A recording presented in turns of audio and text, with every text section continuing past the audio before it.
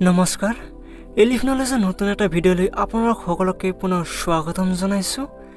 আজি আমি আলোচনা কৰিম নিউ এডুকেশ্যন পলিচি 2020 ৰ বিষয়ে অতি গুৰুত্বপূৰ্ণ 15টা প্ৰশ্ন। আপুনি যদি গুৱাহাটী বিশ্ববিদ্যালয়ৰ বিএড এন্ট্ৰেন্সৰ কাৰণে সাজু হৈ আছে তেনেহ'লে আপোনাৰ কাৰণে এই নিউ এডুকেশ্যন পলিচি 2020 ৰ বিষয়ে জনাটো অতিকৈ আৱশ্যক, কাৰণ গুৱাহাটী বিশ্ববিদ্যালয়ৰ বিএড এন্ট্ৰেন্সৰ যে সিলেবাছ তাতে এই নিউ এডুকেশ্যন পলিচিক নতুনকৈ ইনক্লুড কৰা হৈছে, তো যাৰ কাৰণে আপোনাক ইয়াৰ বিষয়ে জনাটো অতিকৈ আৱশ্যক। তো বন্ধু বান্ধৱীসকল, ভিডিঅ'টো আৰম্ভ কৰাৰ আগতে আপোনালোক সকলোলৈ সৰু অনুৰোধ, যদি ভিডিঅ'টো ভাল লাগে তো প্লিজ লাইক কৰিব, আৰু যদি চেনেলটোলৈ নতুনকৈ আহিছে তো চেনেলটো ছাবস্ক্ৰাইব কৰি আপোনাৰ সহায় সহযোগিতা আগবঢ়াবলৈ নাপাহৰিব। তো বন্ধু বান্ধৱীসকল, বলক আমি পলম নকৰাকৈ আজিৰ ভিডিঅ'টো আৰম্ভ কৰোঁ। আজিৰ এপিছ'ডৰ প্ৰথম প্ৰশ্নটো সুধিছে, Education has been moved to which list after 42nd Amendment Act in 1976? অৰ্থাৎ 1976 চনত যি 42তম সংবিধান সংশোধন হৈছিল তেতিয়াৰে পৰা এডুকেশ্যনখন কোনটো লিষ্টত আহিছিলে? ইয়াৰে বিকল্প হিচাপে 4টা অপশ্যন দিছে। অপশ্যন এ দিছে ষ্টেট লিষ্ট, অপশ্যন বি দিছে ইউনিয়ন লিষ্ট, অপশ্যন চি দিছে কনকুৰেণ্ট লিষ্ট, আৰু অপশ্যন ডি দিছে নন অফ দিছ, অৰ্থাৎ এইকেইটাৰ এটাও নহয়। তো ইয়াৰে শুদ্ধ উত্তৰটো বাছি ল'ব লাগে। ইয়াৰে কাৰেক্ট এনচাৰটো হৈছে অপশ্যন চি কনকুৰেণ্ট লিষ্ট। 1976 চনত যি 42nd এমেণ্ডমেণ্ট এক্ট হৈছিলে তাৰে পিছত এই শিক্ষা কনকুৰেণ্ট লিষ্টৰ অন্তৰ্গত হৈছিলে। বন্ধু বান্ধৱীসকল, বলক আমি এতিয়া ইয়াৰে দ্বিতীয় প্ৰশ্নটোলৈ আগবাঢ়ো। ইয়াৰে দ্বিতীয় প্ৰশ্নটো সুধিছে, what is the name of national assessment centre? তো ইয়াত ৰাষ্ট্ৰীয় মূল্যাংকন কেন্দ্ৰ যিটো সেইটোৰ নাম সুধিছে। তো ইয়াত 4টা বিকল্প দিয়া হৈছে। প্ৰথমতে কৈছে national assessment committee, option B দিছে পঢ়া, অপশ্যন চি হৈছে বৰ্ড অফ এছেছমেণ্ট, আৰু অপশ্যন ডি দিছে নেশ্যনেল এচিভমেণ্ট টেষ্ট কমিটি। তো ইয়াৰে কাৰেক্ট এনচাৰটো বাছি ল'ব লাগে। তো ইয়াৰে শুদ্ধ উত্তৰটো হৈছে অপশ্যন বি পঢ়াক। পঢ়াকৰ সম্পূৰ্ণ নামটো হৈছে performance assessment review and analysis of knowledge for holistic development. তো এইটো হৈছে আমাৰ নেশ্যনেল এছেছমেণ্ট চেণ্টাৰ। তো বন্ধু বান্ধৱীসকল, বলক আমি এতিয়া ইয়াৰে তৃতীয় প্ৰশ্নটোলৈ আগবাঢ়ো। ইয়াৰে তৃতীয় প্ৰশ্নটোত জানিব বিচৰা হৈছে, by which year universalization of education through gross enrollment ratio' has been planned? তো ইয়াত কৈছে গ্ৰছ এনৰলমেণ্ট ৰেচিঅ'ৰ দ্বাৰা আমি কিমান চনৰ ভিতৰত শিক্ষাক সাৰ্বজনীন কৰাৰ উদ্দেশ্য বান্ধি লৈছোঁ বা প্লেন কৰিছোঁ? তো ইয়াত 4টা বিকল্প দিয়া হৈছে। অপশ্যন এ দিছে 2023, অপশ্যন বি দিছে 2025, অপশ্যন চি দিছে 2030, আৰু অপশ্যন ডি দিছে 2035। তো ইয়াৰে শুদ্ধ বিকল্পটো বাছি উলিয়াব লাগে। তো ইয়াৰ কাৰেক্ট এনচাৰটো হৈছে অপশ্যন চি 2030, অৰ্থাৎ 2030 চনৰ ভিতৰত আমি এই শিক্ষাক সাৰ্বজনীন কৰাৰ লক্ষ্য বান্ধি লৈছোঁ এই নিউ এডুকেশ্যন পলিচিৰ দ্বাৰা। তো বন্ধু বান্ধৱীসকল, বলক আমি এতিয়া ইয়াৰে 4 নম্বৰ প্ৰশ্নটোলৈ আগবাঢ়ো। ইয়াৰে চতুৰ্থ প্ৰশ্নটোত সুধিছে, which age group has been considered as crucial stage for development of mental faculties of a child? তো ইয়াত সুধিছে শিশুৰ মানসিক বিকাশৰ বাবে গুৰুত্বপূৰ্ণ স্তৰ বুলি আমি কোনটো এজ গ্ৰুপক বিবেচনা কৰোঁ? তো ইয়াত আপোনালোকক 4টা বিকল্প দিয়া হৈছে। অপশ্যন এ দিছে 2 years to 5 years, option B দিছে 3 years to 6 years, option C দিছে 6 years to 14 years, আৰু ইয়াৰে ডি অপশ্যনত দিয়া হৈছে 14 years to 18 years। তো ইয়াৰে শুদ্ধ উত্তৰটো আপোনালোক বাছি উলিয়াব লাগে। তো ইয়াৰ কাৰেক্ট এনচাৰটো হৈছে option B 3 years to 6 years। 3 পৰা 6 বছৰৰ এই সময়ছোৱাক আমি শিশুৰ অতি গুৰুত্বপূৰ্ণ সময়ছোৱা বুলি ভাবোঁ সিহঁতৰ মানসিক বিকাশৰ কাৰণে। তো বন্ধু বান্ধৱীসকল, বলক আমি এতিয়া ইয়াৰে 5 নম্বৰ প্ৰশ্নটোলৈ আগবাঢ়ো। ইয়াৰে 5 নম্বৰ প্ৰশ্নটোত সুধিছে, what will be the new and comprehensive curriculum for teacher education to be formulated by NCTE and NCERT? তো ইয়াত সুধিছে NCTE আৰু NCERTয়ে শিক্ষক শিক্ষাৰ কাৰণে ব্যাপক আৰু নতুন যি কাৰিকুলাম ফ্ৰেমৱৰ্ক বনাব সেইটো কোনটো হ'ব? তো ইয়াত আপোনালোকৰ 4টা অপশ্যন দিয়া আছে। অপশ্যন এ দিয়া হৈছে national curriculum framework for teacher education 2021, option B দিছে national curriculum for teacher of India 2021, option C দিছে নেশ্যনেল কাৰিকুলাম ফ্ৰেমৱৰ্ক 2021, আৰু অপশ্যন ডি দিছে national curriculum for teacher of India 2021। তো ইয়াৰে শুদ্ধ বিকল্পটো বাছি উলিয়াব লাগে। তো ইয়াৰ শুদ্ধ উত্তৰ হৈছে option A national curriculum framework for teacher education 2021। তো বন্ধু বান্ধৱীসকল, বলক এতিয়া আমি ইয়াৰে 6 নম্বৰ প্ৰশ্নটোলৈ আগবাঢ়ো। ইয়াৰে 6 নম্বৰ প্ৰশ্নত সুধিছে, who is the head of ministry of education? অৰ্থাৎ শিক্ষা মন্ত্ৰালয়ৰ মুৰব্বী কোন? তো আপোনালোকে নিশ্চয় গমে পায় মিনিষ্ট্ৰী অফ ইৰিগেশ্যন যিটো সেইটো হিউমেন ৰিচোৰ্চ ডেভেলপমেণ্ট যিটো আছিলে তাৰে পৰা নাম পৰিৱৰ্তন কৰি মিনিষ্ট্ৰী অফ ইৰিগেশ্যন কৰা হৈছে। আৰু ইয়াৰ হেড কোন? তো ইয়াত আপোনালোকৰ চাৰিটা অপশ্যন আছে। অপশ্যন এ দি আছে doctor Himanta Biswa Sarma, option B দি আছে সৌমিত্ৰী ইৰাণী, অপশ্যন চি দি আছে ৰমেশ পোখৰিয়াল আৰু অপশ্যন ডি দি আছে BC খান্দুৰী। তো ইয়াৰ শুদ্ধ উত্তৰটো আপোনালোক বাছি উলিয়াব লাগে। তো ইয়াৰ শুদ্ধ উত্তৰ হৈছে অপশ্যন চি ৰমেশ পোখৰিয়াল। তো বন্ধু বান্ধৱীসকল বলক এতিয়া আমি ইয়াৰে 7 নম্বৰ প্ৰশ্নটোলৈ আগবাঢ়ো।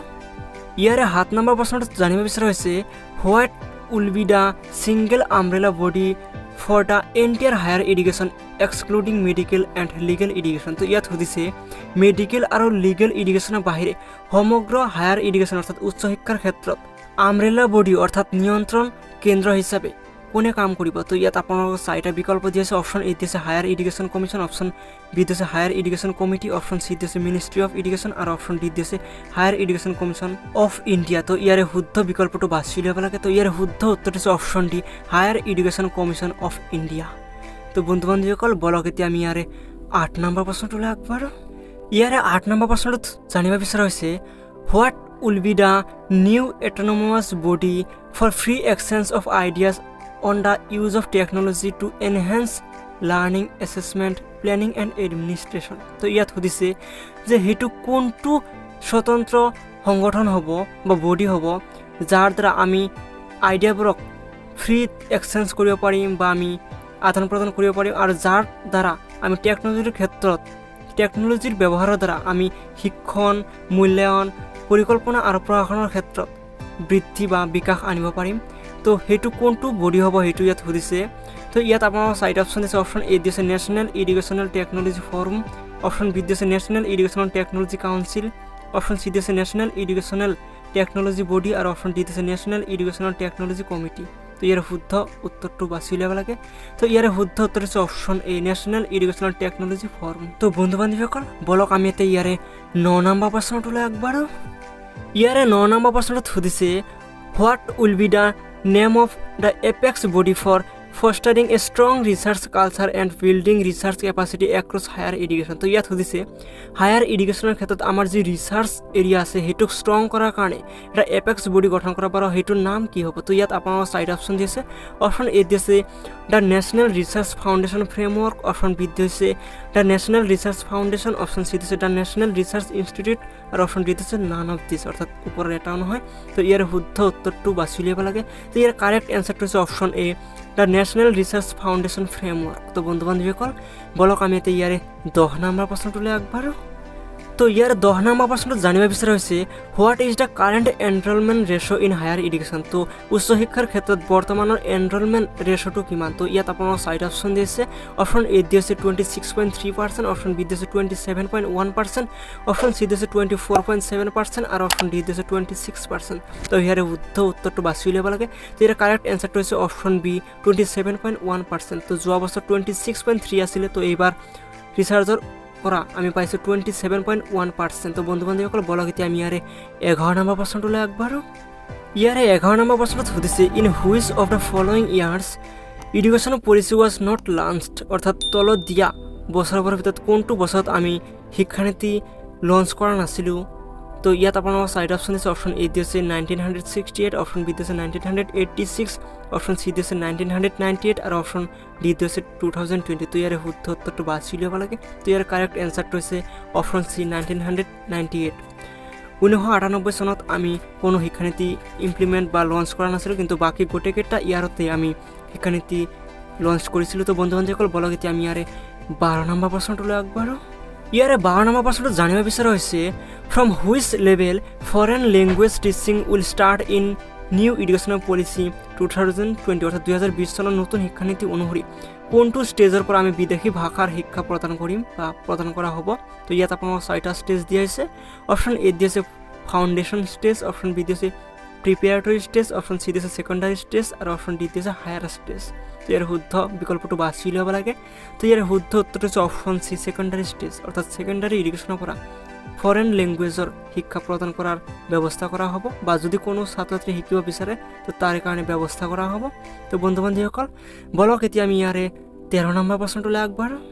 তো ইয়াৰ 13 নম্বৰ প্ৰশ্নত জানিব বিচৰা হৈছে what is academic bank of credit in new education policy 2020 2020 চনৰ নতুন শিক্ষানীতিত একাডেমিক বেংক অফ ক্ৰেডিট এটা বস্তু আছে, সেইটো কি বুলি সুধিছে। তো ইয়াত তলত 4টা বিকল্প দি আছে। অপশ্যন এ দিছে teacher training programme, option B দিছে higher education programme, option C দিছে credit score for school education আৰু অপশ্যন ডি দিছে digital score for higher education. তো ইয়াৰ শুদ্ধ বিকল্পটো বাছি উলিয়াব লাগে।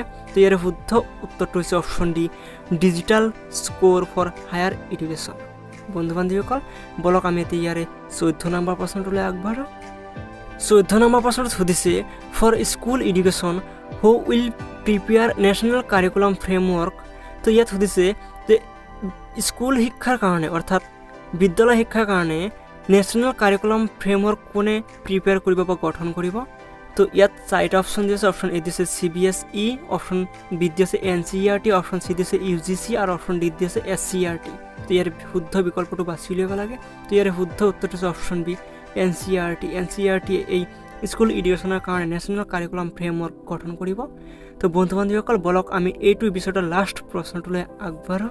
15 নম্বৰ প্ৰশ্নটোত জানিব বিচৰা হৈছে which board exams were removed in the new education policy 2020 2020 চনৰ নতুন শিক্ষানীতিয়ে কোনটো বোৰ্ড এক্সামক নোহোৱা কৰিছে বা আঁতৰ কৰিছে। তো ইয়াত আপোনালোকৰ 4টা অপশ্যন দিছে। অপশ্যন এ দিছে ক্লাছ 10ৰ যি board exam HSLC, option B দিছে 11, অপশ্যন চি দিছে 12 আৰু অপশ্যন ডি দিছে অল অফ দ্য এব। তো ইয়াৰ শুদ্ধ বিকল্পটো বাছি উলিয়াব লাগে। তো ইয়াৰ শুদ্ধ উত্তৰটো হৈছে অপশ্যন এ 10 অৰ্থাৎ 2020 চনৰ নতুন শিক্ষানীতিয়ে HSLC যিটো বোৰ্ড এক্সাম আছিলে সেইটো নোহোৱা কৰিছে বা ৰিমুভ কৰিছে। তো বন্ধু বান্ধৱীসকল এইখিনিয়ে আছিলে আজিৰ আলোচ্য বিষয় নিউ এডুকেশ্যন পলিচি 2020 বিষয়ে। অতি গুৰুত্বপূৰ্ণ আমি টোটেল 30টা প্ৰশ্ন আলোচনা কৰিম, কাৰণ ইয়াৰ আগতে আমি এটা এপিছডত 15টা প্ৰশ্ন আলোচনা কৰিছোঁ আৰু এইটো এপিছড মিলি 30টা প্ৰশ্ন আলোচনা কৰিলোঁ। তো আশা কৰোঁ এই প্ৰশ্নবোৰে আপোনালোকক গুৱাহাটী বিশ্ববিদ্যালয়ৰ BEd এণ্ট্ৰেন্সত বহুত হেল্প কৰিব। তো বন্ধু বান্ধৱীসকল যদি ভিডিঅ'টো ভাল লাগে তো প্লিজ লাইক কৰিব, লগতে আপোনাৰ বন্ধু বান্ধৱীক শ্বেয়াৰ কৰিবলৈ নাপাহৰিব। আৰু যদি আপুনি চেনেলটোলৈ নতুনকৈ আহিছে তো প্লিজ চেনেলটো ছাবস্ক্ৰাইব কৰি ল'ব। বহুতো ছাত্ৰ ছাত্ৰী এতিয়াও মোৰ চেনেলটো ছাবস্ক্ৰাইব কৰা নাই, তো প্লিজ ছাবস্ক্ৰাইব কৰি ল'ব যিসকলক এতিয়ালৈকেও কৰা নাই। তো আজিলৈ বিদায় লৈছোঁ, ধন্যবাদ।